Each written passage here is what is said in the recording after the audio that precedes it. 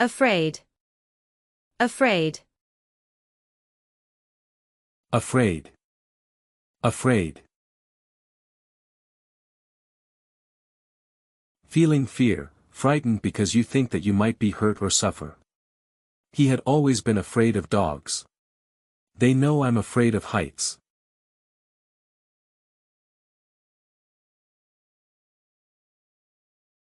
Worried about what might happen. She was afraid of upsetting her parents. He was afraid of making a fool of himself.